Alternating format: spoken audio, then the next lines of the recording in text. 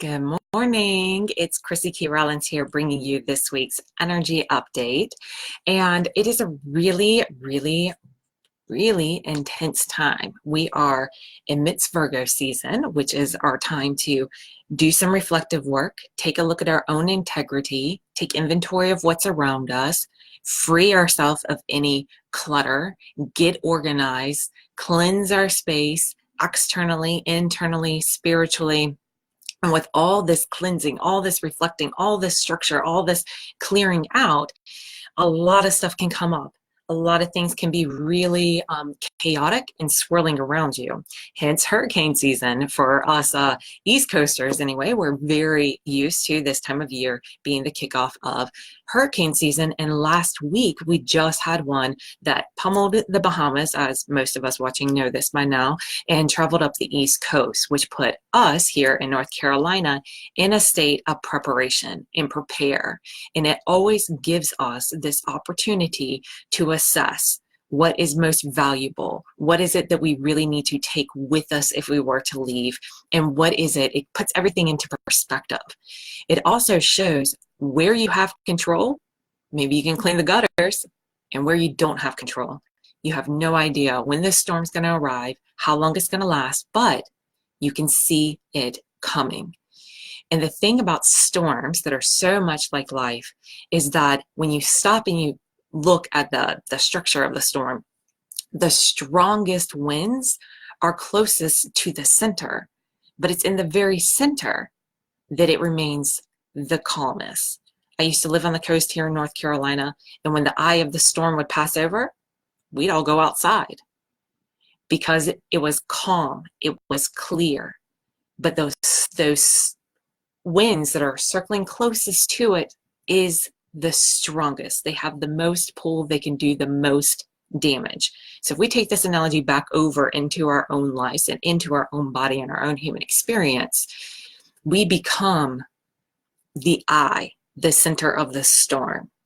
And the strongest pulling energy is happening right around us, swirling right around us. That's why it's intense. That's why it seems so real. And then as you watch, if you don't recognize and channel and harness and stay in the eye of the storm, return back to your center, come back to who you are, and stay clear, stay centered, stay focused. Remember, you are the one who ultimately has the power.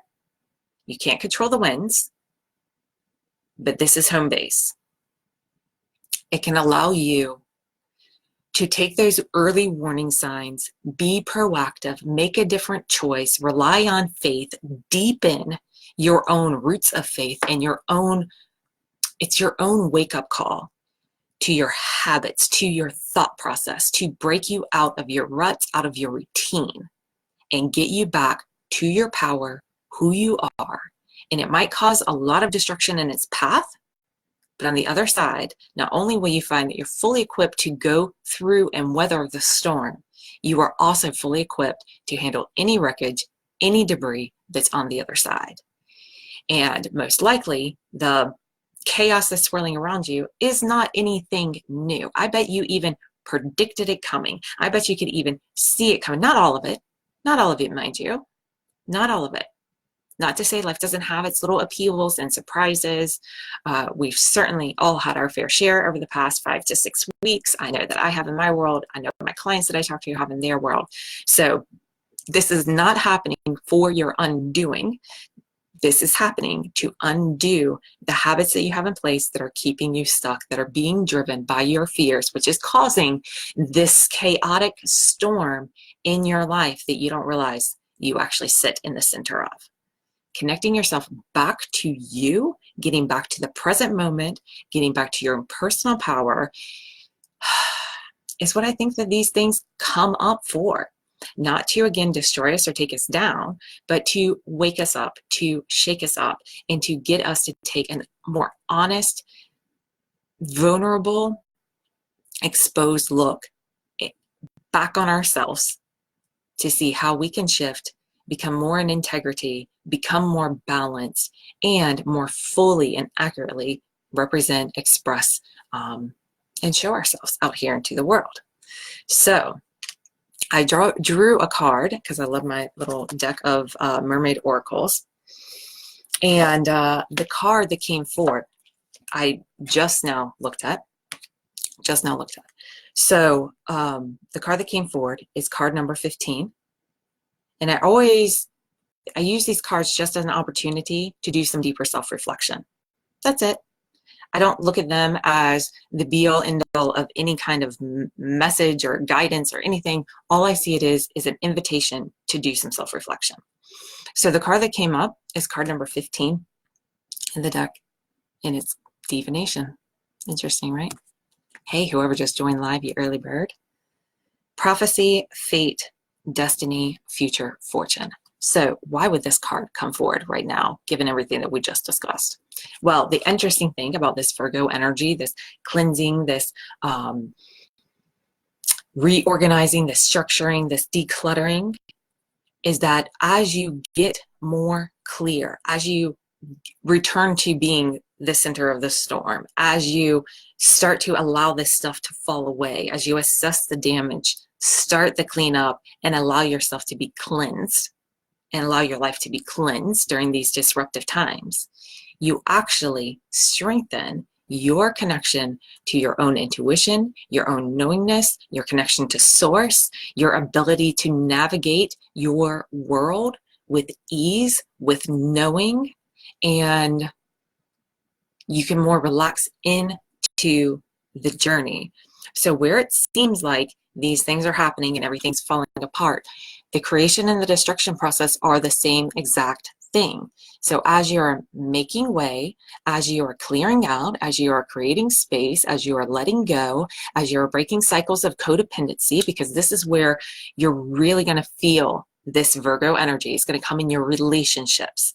This is where you learn who you are in relation to other people. It's how you show up for them, the stories that go on in your head about them, how you conduct yourself. So as these relationships are getting affected, things like codependency, things like people pleasing, things like compromising yourself, all of these things are going to be agitated. They're going to be heightened. And you're going to have that space that you can break patterns, that you can face fears. If you don't, you're going to feel that pressure coming in. You're going to feel those stronger winds because it's closer to you, because it's really your storm that is creating the chaos in your life. And as you can center into yourself and you can start to pay attention to your relationships, how you're showing up in them, if you can begin to break those cycles, those patterns, those habits, if you can bring voice in the areas that you haven't, if you can show up in the places that you haven't, if you can take radical responsibility for what's happening in them, now the energy of right now is really supporting your ability to break those cycles, break those habits, have your own autonomy, be independent, but in balance. So as we go into the full moon, that's always a time for releasing. This is a Pisces full moon. So all of this releasing is going to lead to our deepening spirituality, our deepening connection to ourself in this universe.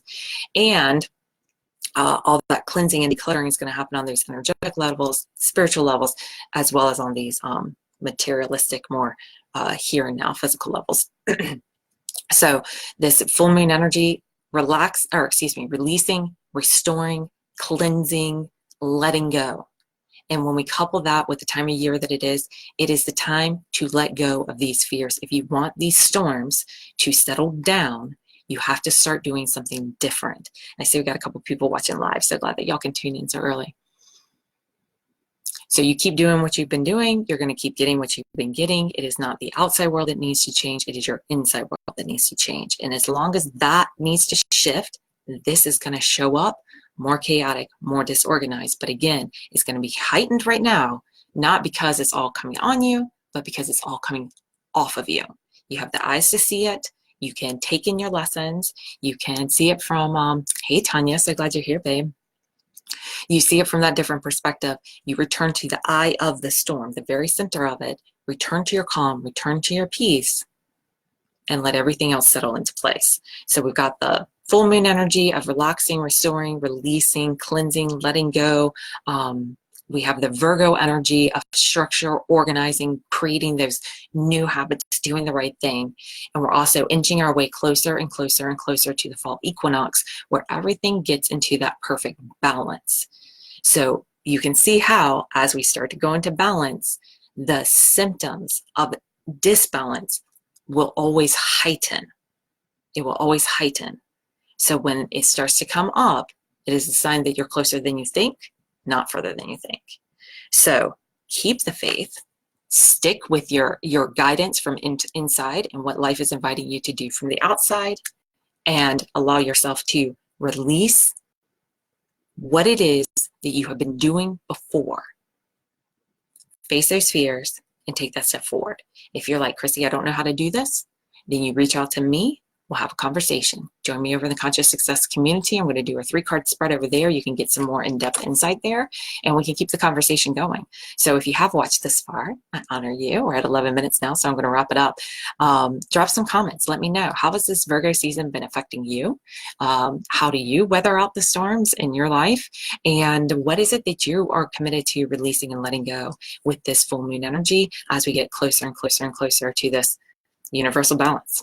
All right. Love y'all. Have an amazing day. Catch me over in the Conscious Success community, and we'll go more in depth over there. All right. Bye. Thanks for watching. Share this with others. And if you're watching this on YouTube, be sure to subscribe to my channel. Bye.